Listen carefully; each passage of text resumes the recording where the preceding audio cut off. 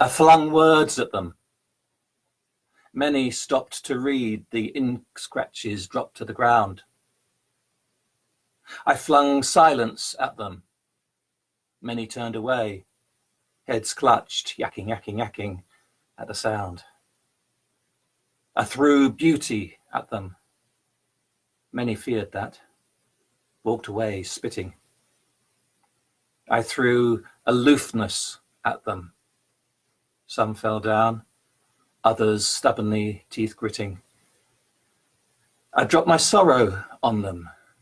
Many bounced away over their heads. I dropped antithesis on them, opposite me. Wading through, many went under with wet beds. I held the sounds of the world to ransom behind my teeth. The few that remained, gently knocking from the trap door beneath, hands at the ready. Heard my heart rolling towards them like a death trap, pulverizing, steady. I'd say it was only you who won through, though you're not alone. I'd say it was only you who stayed, though the crowd that you stand with has grown. I'd say it was only you I ever called for, uncalled for, silently verbose. I'd say nothing to the eloquence of your being close.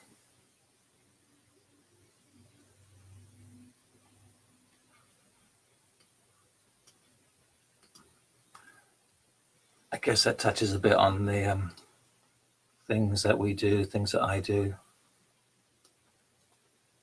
to actually keep people away. Like if we were in a bathing pool or something and I walk towards you and the swell of the water actually pushes you further off. That sort of feeling, I suppose. Aha, we've had a request for Grithspell, which is one of the longer poems, so gladly do it. Maybe do it a little bit towards the end. Maybe it's a kind of finale. We'll see. So I'm going to look at some of the ones that I've put by. I'll see if this one is of any interest to you. It does have a similar theme to the one I just did, of that sense of, yeah, I'm approaching you, but really I'm pushing you away.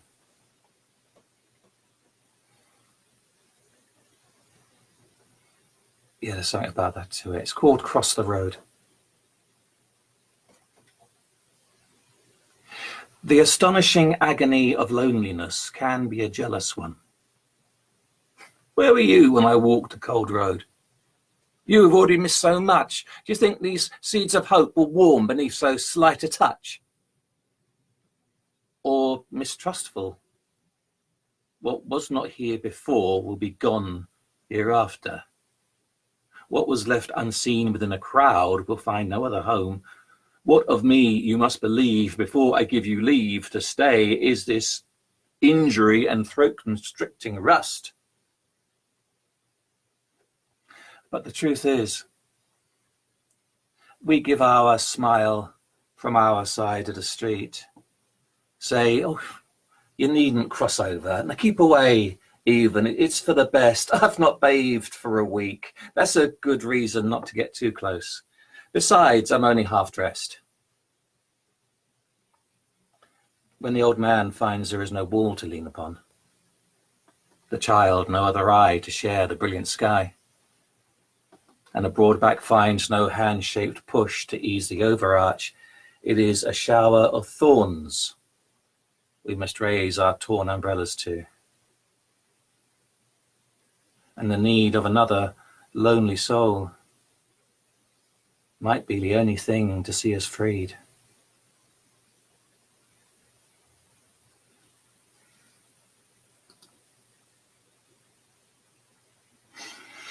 Cross the road, that one. Hi, Alan, Bernie, thank you, Richard. Thank you for joining me. I got to say, I'm kind of taking requests or answering questions or whatever you fancy. Like I say, if you want to choose one at random, just give me a year and a letter of the alphabet, and I'll see which one comes up from the file.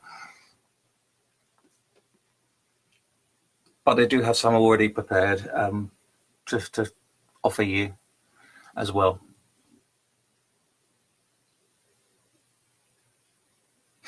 How about this one? This is one about being where you are as best you can be. It's not always an easy thing, as I'm sure we're discovering, as we are here forced to stay exactly where we are. So something called Still I Am.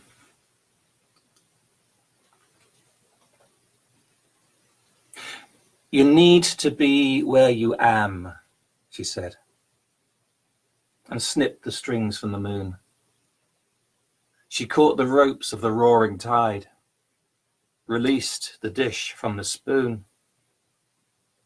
You need to be where the rain can fall and soak its own way to your skin, where shadows can form beneath your feet. She stopped the cat coming in. You need to be where your need can be, can find you, tell you your name. A silencing finger pressed tight on his thought, removed any reason for shame. Living is taking my breath, he said. Stillness just leaves me alone. She placed her eye against his eye, her bone upon his bone. Living is taking your breath, she said, before it is taken away. And stillness you carry, and never leave off, and never leave off, and so never leave again.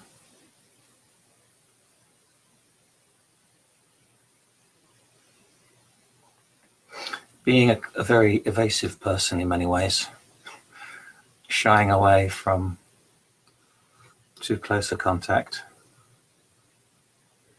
I still find that a bit of a challenge, along with a sense of, oh, you wouldn't understand anyway. And you struggle to know how to express what to express, hoping perhaps that maybe silence will save us.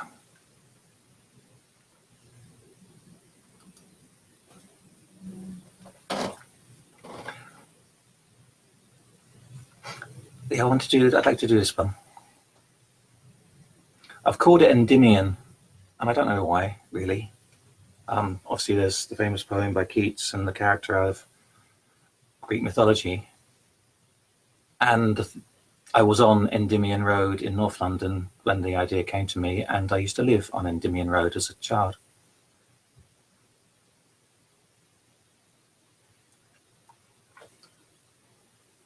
It's a kind of a bittersweet love story, I suppose. Endymion. Endymion asked if I loved her. No. Yes. Why not? I would. But she's going away. If she'd stayed, perhaps I'd have fallen. He said, the leaving is all the undoing. Then his fingers lifted my own and led me into the dance. A turn, and I gave up the searching. Still, he felt her presence in my heavier step, his smile still caring. Later, at rest, he brought my book and my pen. I leant back against him, my neck on his shoulder, the warmth of his breathing upon me, washed by the soft wishing wind. Her heart in farewell was a delicate thing. You carried her safe. And in that final embrace, perhaps she felt the lifetime of love you'd have given, or at least felt none of the pain and none of the rain. When we parted, we kissed. He on my eyes, I on his mouth, as if it were her. Sometimes, he said, to have loved is enough. I thanked him for keeping me dry.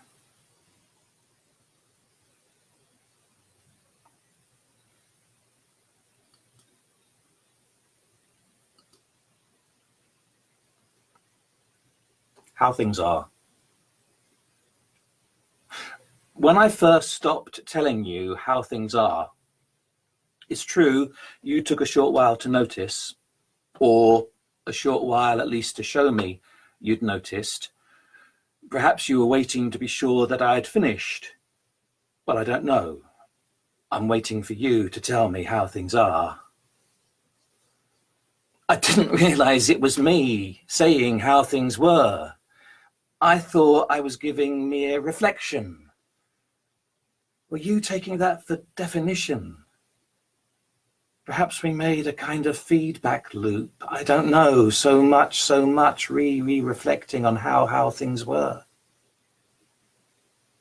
But I think you wish me to say how things will be sometimes, to get us away from things, to get us away from all those things that scurry underneath, that lurk and fling, I don't know, ideas and knocks of all those things that may not be.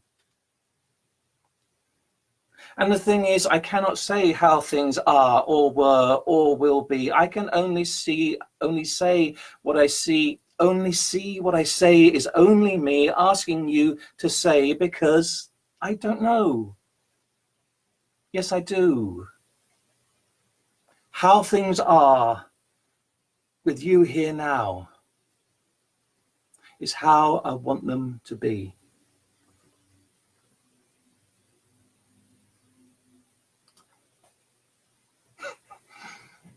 A little expression of the confusion often felt.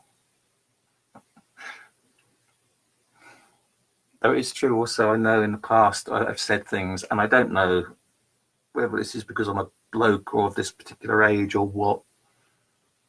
People seem to confer a kind of authority, which is totally misconstrued. Because I don't know any more than anybody else.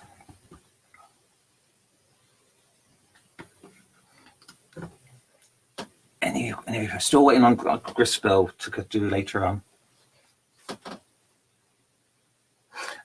Yeah, I'd like to know what you think of this. It's called Strong. I often think of it in relation to the tarot card, although the tarot card doesn't really come into its strength. And I think it might have been inspired a bit by various online discussions about makeup, wearing makeup or not. We'll see what you think. The day the woman went naked of face, the man stopped pretending. His eyes dropped, then lifted bright, renewed. When the woman went naked of face, the man ran for fear, turned his eyes inside out, wept like a waterfall, woke with a cheer. Naked of face, she showed the man her own form of beauty, strength. The man looked then on the real world, recognized self and another, stayed to listen to a voice that was not his, which said, yes, I do want love, but your love is not needed to keep me alive, Tar.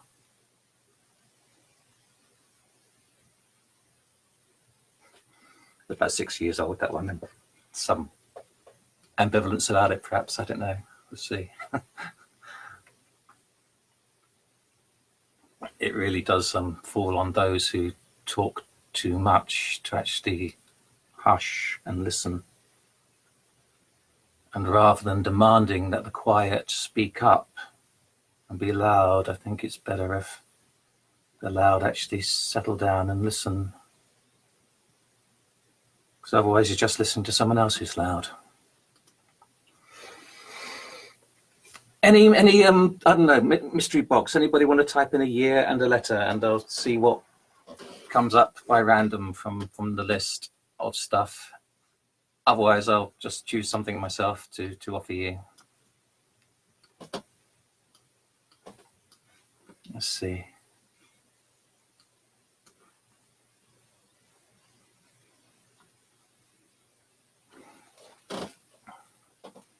For anybody who finds himself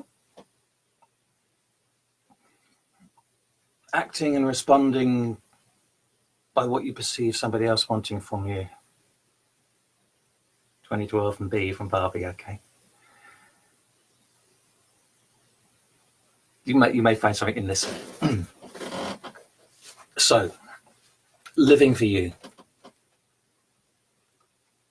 I do see it sometimes. In your rain-washed eyes catching sunlight, that your calling has been answered. I feel it too, close. The cry to lightning smile and the thrum that means your blood's in mine, and mine's in yours and all sublime. Reverberation as your breast quivers, my head lifts, and I know the God has stepped in, rampant, queer, ready to be taken by any with a goddess opening. Such moments as I hang high on a god's breath, watered by the welling on a goddess's thigh, when every thrown planet has been justified, still blown through a falling sky, and you have moved on. I,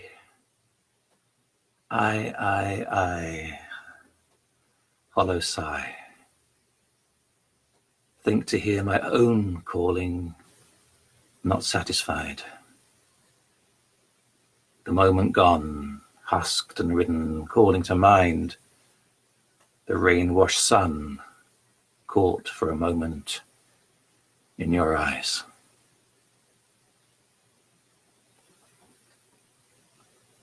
Living for you. Sometimes I'm looking at a poem and wondering, do I know how to read this one? Do I know how to? We'll see. So here we go. We've been challenged. Go to the year 2012. I'm going there now. Right, jumping back in time, and we're going to be. All right. Opening up. This is one, Barbie, that is in Sabrina Bridge, my first book of poems.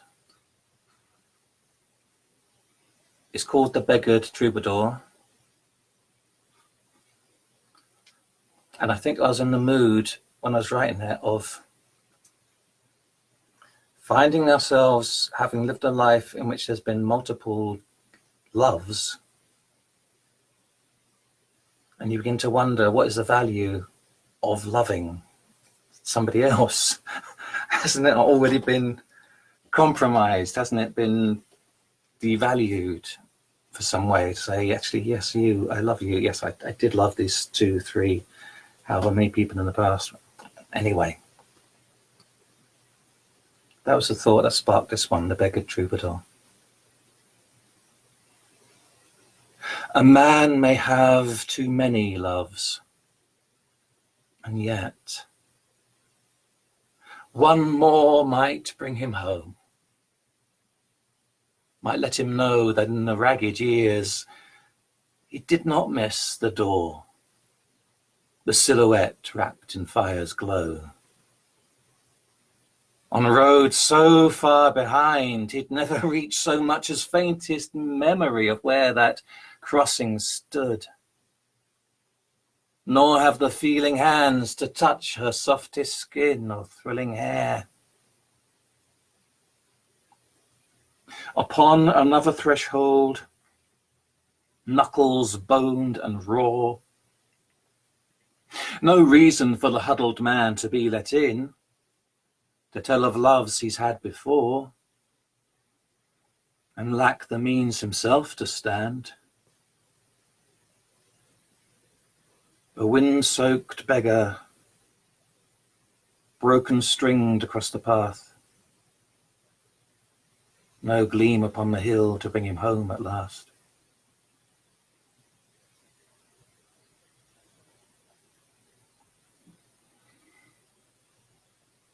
Is it hard reading older stuff? Sometimes it certainly is. I tell you what, one thing is, I don't know if I ever managed it or not. I started to write something which was essentially saying, foolish poet, to write down how you were feeling at that time, because now every time you read it, you need to relive it. And just, you don't have the blessing of most of us to just let it drift into the past and be forgotten. Yeah, sometimes I do want to change it. At the same time, it depends how close it is to now. If it's far, far distant, I feel like I'd essentially have to rewrite it and have the two. That was the first poem, but then this is another poem now, because the thought and the meaning might be so very different. There was something I could see then that maybe I couldn't see now. And so to honor what was, it's a sense of keeping it where it was.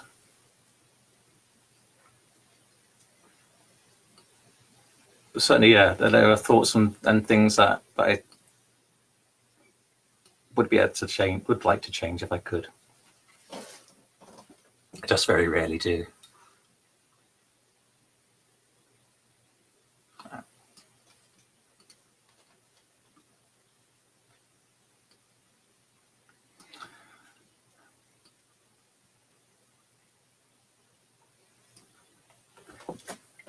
This is like a kind of thank you to everybody listening.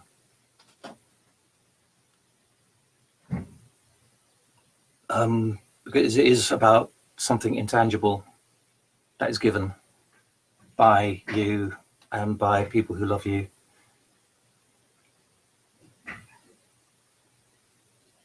Well, I wrote it in a poem. Perhaps the poem will be the better one to explain it. I called it Love as Air. I am a mistrustful bird. Lifted by the air, I fear the exaltation, as if the thing should disappear or blow too strong or prove too dense. A lightweight eye, my heart wheels in any sudden breeze, flies in all directions, flappable. Slighter things have been known to freeze if taken too high. But oh, knowing I cannot fly without such solid care. The gentle push of a hand upon my breast, your hair upon my cheek. I wish that I had wings to cup your breath and keep it warm. Cooling air is heavy, pushes down, and though I may be lighter than its lead, as always I weigh more than the lifting thermal's kiss. Still, the drag of earthen loneliness and disbelief in this heaven's whispered wish makes me fear the constant presence of your invisible gift.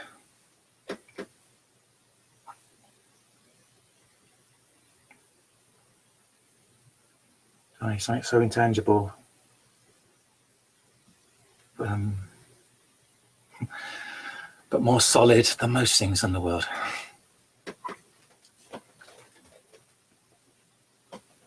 Indeed, Barbie, almost leaving the art. Audrey was saying, wasn't it, about abandoning art? I think there's something about allowing art or the poem to be what it is, even if it's not what you expected. And that's a large degree of it. And then coming to it as if you hadn't written it in the first place, but it was written especially for you, and see, what does it say? Oh no, I feel convicted. Oh.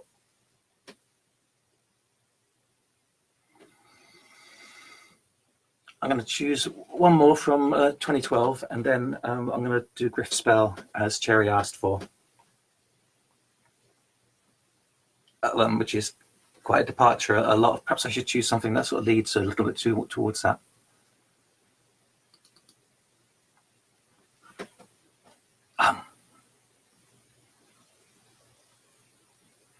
This may be appropriate for the time, and it has a little tenuous link to Grithspell in that part of the inspiration is taken from Norse myth, and the title anyway.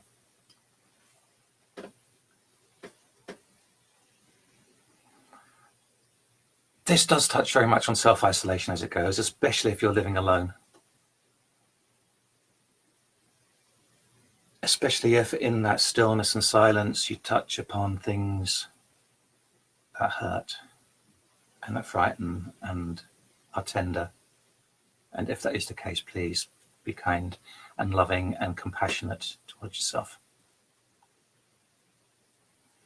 But it's also written with a sense of underneath that peace and quiet and surrender, we might find something that's real and defending and assertive and empowering.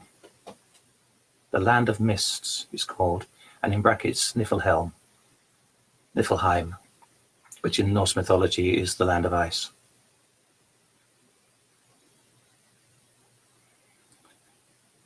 So let me wander freely through the land of mists, nor never give me cause to leave, where every edge is softened by the weeping air, and I shall never pause to grieve. No stillless breeze shall there disturb, nor shaking breath, the hanging clouds of careful lint. Nor shall I feel the numbing cut of nature's woes, no hue beyond the whitened tint, but dare, embedded in a downy feathered cold where wakefulness and dreaming cease, suspended in a tideless sea of staring ghosts, to find a lost, unfeeling peace. May calm and silent acquiescence need assuage, fall dormant through the frosted sky, until we see the naked roar of living's rage glow cold again, gold again, in thunder's eye.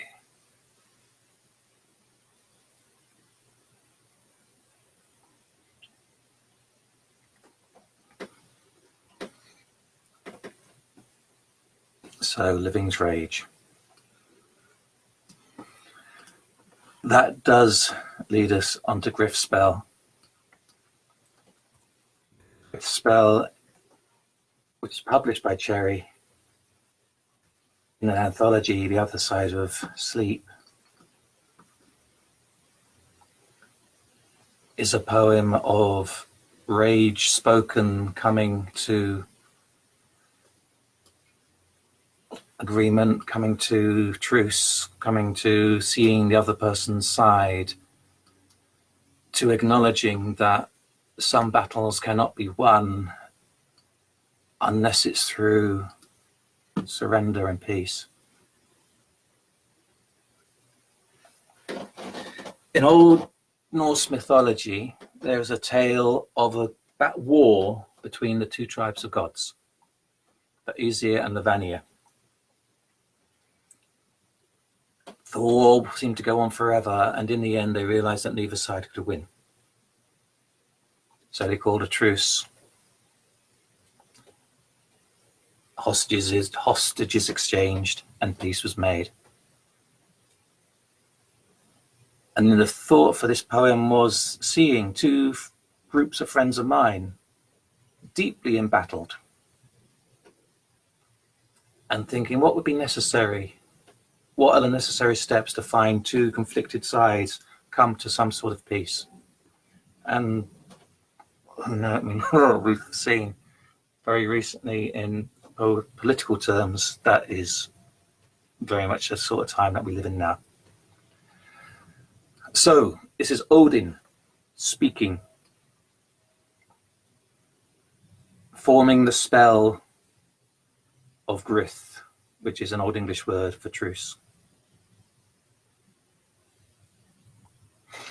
In eldest days, when Ymir's blood was steaming still and stars unsure rehearsed their roads, then rode to Thing the tired gods, Tyr and Odin, moody Aesir, met the Vanir under shade of shattered fences, Etin's eyelash iron-timbered, root upripped, rubble now.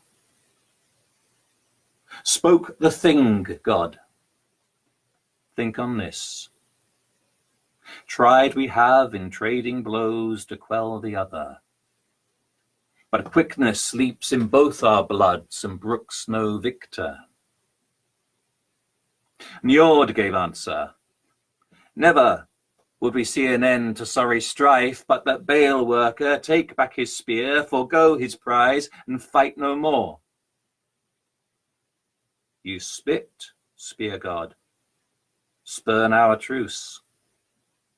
Fetch me then my father's cup to catch that spittle, spare it not, but dregs of dragons spite. Odin spoke a spell of rage, in fury forged, flung it over the gathered hosts, gave them answer. Sore it is to fight a war and not to win, and so I spit. Sore it is to see friends harmed and not avenged. Sore it is to see a foe do hurt to mine, to do me wrong, and not be made to pay, and so I spit. I spit. Sore it is to find my blade unsharp and cutting not my foe. Sore it is to see my foe and spare his life. Sore it is that so much blood of friends is cast about, and too little, far too little, of mine enemies let. Sore it is that all the worlds and all of weird moved not my way, nor to my will, but let me hang, Einherjar, one at war alone and with myself. To rid the taste of bile and spew of spear point I spit. Of defeat, distrust and shame I spit. Of scorn and mockery I spit. Fury, sweat and fear I spit. Fire I spit. Blood I spit. And reckless, heedless haste. I spit derision and indecision, grief and hurt, unlooked for malice, ire and bitter betrayal, loss I spit, and loss again of love, and all is well, and all wise, all seeing, always right, so too I spit. I spit for witnesses to my wrongdoing left living to speak against me. I spit for children's tales and nurses' rhymes which speak of my defeat. I spit that no god steered my hand, but mine own. I spit that Ymir's flesh, though dead, still pulls me down. I spit for arms and head and shoulders, legs and gut, aching from the end of strain. I spit for the scorn in my Freya's face. I spit for the skill I gain in parry and strike. I spit for the hidden mock my foeman has within his hall of me and mine. For safe return of my sons I spit, for home and hall standing, for harvest and cattle safe, for hall unburnt, for the praise of my fathers. For I see a doughty warrior I spit, for I see my foeman's worth I spit, for I could not defeat him nor he I, that our efforts were matched, blade for blade, blow for blow, blood for blood. and head for head, heart for heart, mood, for that I spit, and faith and frith, and for the weary weakness of my arm and aching lung, and sorrow to my very soul, my fair. So spoke each, so spat each, with mither and malice. More than another could no wight gather, more than another could no wight carry, bale from the battle, bile from the belly. So spoke each, so spat each, till gall was gone and guts were dry. Ale was brought, brewed by the Vanadis, holy in horn, and hostages named. 'Neath the world tree, the Nornia worked hung their looms with lines of drool and spittle threads. The spinsters turned the glistening gob to golden blood, to knotted sinew, knitted bone, brought out the brimming cup, a bright-faced man, broad in wisdom, a canny man, Gavazia height.